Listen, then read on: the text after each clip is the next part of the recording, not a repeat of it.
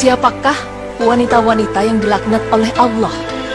Setiap manusia punya rasa cinta.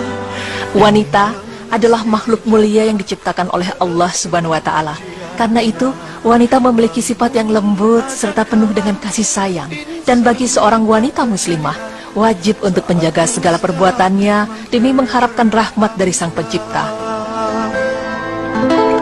Pemirsa, tahukah Anda bahwa setiap wanita muslimah harus mengetahui hal-hal yang dapat membuat Allah Subhanahu wa Ta'ala murka sehingga mendatangkan laknat Allah atau dijauhkan dari rahmatnya? Dan mengapa demikian? Berikut penjelasannya.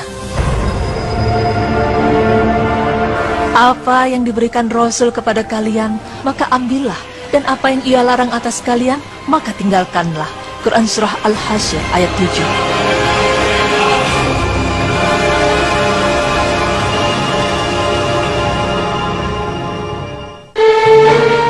Lalu, siapakah wanita-wanita yang termasuk di dalamnya? Serta perbuatan apa saja yang dapat membuat Allah Subhanahu wa Ta'ala melaknat hambanya? Berikut penjelasannya. Pertama, wanita-wanita pembuat tato dan wanita-wanita yang meminta dibuatkan tato.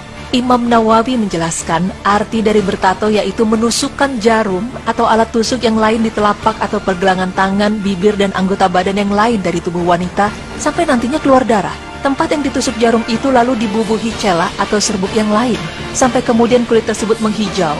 Bisa juga digambar dengan lingkaran-lingkaran atau yang lainnya sesuai kemauan si pemilik tubuh. Syarah An-Nawawi ala Muslim 1406.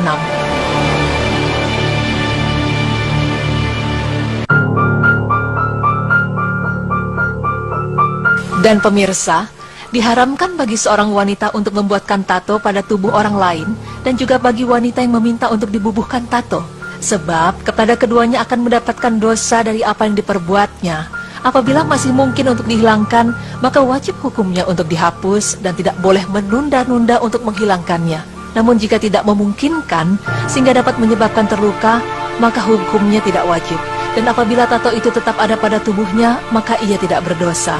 Tak hanya itu, apabila sekiranya tato tersebut bisa dihilangkan akan tetapi tetap merasa bangga dengan tato tersebut, maka ia termasuk orang yang mujahir atau orang yang berbuat maksiat secara terang-terangan dan tidak akan mendapatkan ampunan Allah Subhanahu wa Ta'ala. Dan hukum ini berlaku bagi laki-laki maupun perempuan. Kedua, yaitu wanita-wanita yang mencukur rambut di wajahnya dan wanita-wanita yang meminta untuk dicukurkan rambut di wajahnya.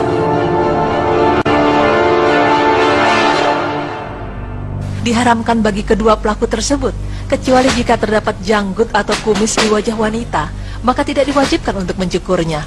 Imam Nawawi mengatakan, dan perbuatan ini mencukur bulu atau rambut yang tumbuh di wajah, kecuali apabila tumbuh di wajah wanita kumis dan jenggot, maka tidak haram untuk menghilangkannya, bahkan mustahab. Kemudian beliau menambahkan, bahwasanya larangan itu tertuju pada bulu alis dan apa yang di pinggir wajah dekat telinga. Syarah An-Nawawi ala Muslim 1406.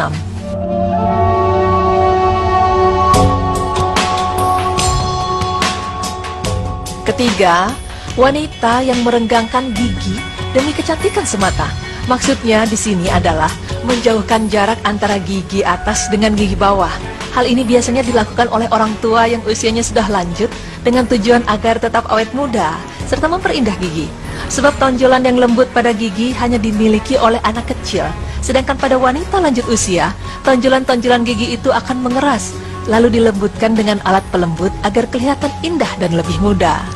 Dan pemirsa, perbuatan ini dilarang keras oleh Islam dan haram hukumnya jika dimaksudkan hanya untuk memperindah dan mempercantik diri. Namun jika untuk pengobatan, maka boleh untuk dilakukan. Wanita yang dilaknat Allah keempat, yaitu wanita yang menyambung rambut dan wanita yang minta disambungkan rambutnya, baik itu rambut asli maupun rambut imitasi, seperti yang terkenal sekarang ini dengan nama wig.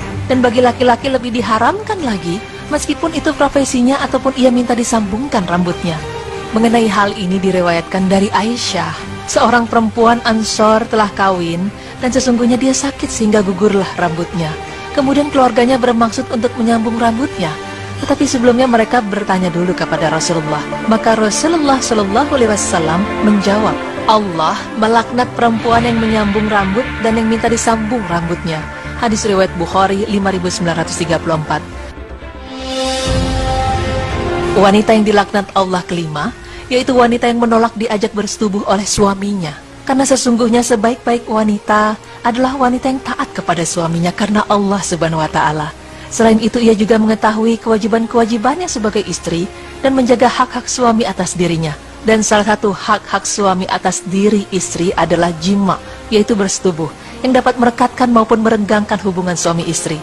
Apabila seorang suami mengajak istrinya untuk berkumpul, hendaknya wanita itu mendatanginya sekalipun dia berada di dapur. Hadis riwayat Tirmizi 4387 dinilai sahih oleh Al-Albani dalam Sahih At-Tahrir 299. Selain itu, seorang wanita juga tidak boleh berpuasa sunnah ketika suaminya berada di rumah, kecuali dengan izinnya. Tidak halal bagi wanita untuk berpuasa atau sunnah sedangkan suaminya berada di rumah, kecuali dengan izinnya. Hadis riwayat Bukhari 1699.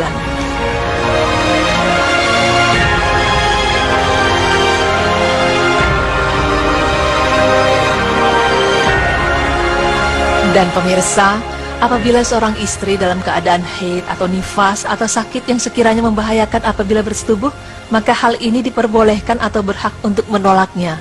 Namun apabila tidak dalam keadaan tersebut, maka tidak diperbolehkan untuk menolak, dan inilah yang mendatangkan laknat dari malaikat dan Allah Subhanahu wa Ta'ala. Sebagaimana Rasulullah SAW bersabda, apabila suami mengajak istrinya ke tempat tidurnya, lalu istri enggan sehingga suami marah, pada malam harinya, malaikat melaknat sang istri sampai waktu subuh. Hadis riwayat Bukhari 1114. Wanita yang dilaknat Allah Subhanahu wa Ta'ala yang terakhir yaitu wanita yang sering melakukan ziarah kubur. Meskipun para ulama berselisih paham mengenai hal ini, namun pendapat yang paling kuat adalah wanita juga diperbolehkan untuk berziarah kubur asal tidak terlalu sering. Hal ini berdasarkan sabda Rasulullah SAW, dahulu aku melarang kalian dari ziarah kubur, maka sekarang berziarahlah. Hadis riwayat Muslim 977. Nah pemirsa, demikianlah penjelasan mengenai siapa saja wanita-wanita yang dilaknat Allah Subhanahu wa Ta'ala yang tercantum di dalam Al-Quran maupun Al-Hadis.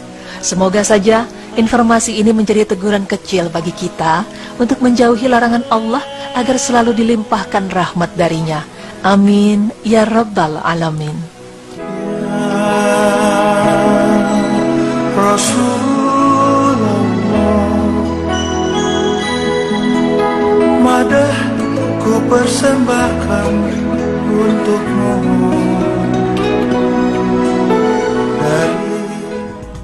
Alhamdulillah kita dapat pengetahuan baru lagi ya, ini terutama untuk para wanita nih. Jadi ada 6 hal para wanita yang dilaknat oleh Allah. Yang pertama tadi yang mencukur atau mencabut alisnya. Ya, alisnya. Terus juga ada yang mentato atau yang diminta ditato. Ditatokan. Ditato. Terus yang ketiga menyambung rambutnya. Menyambung rambutnya itu. Yang keempat tadi ada meregangkan gigi. Meregangkan gigi. Terus yang menolak suaminya. Berziarah kubur juga ya. Berziarah kubur juga. Iya, semoga ini menjadi informasi ataupun wawasan untuk kita semua ya, terutama untuk para akhwan, untuk para wanita, agar tidak melakukan hal yang sampai kita bisa sampai dilaknat Allah. Nauzubillahi min dzalik. Oke, setelah ini kita masih akan kembali, jangan kemana-mana, tetap di Berita Islami Masa Kini.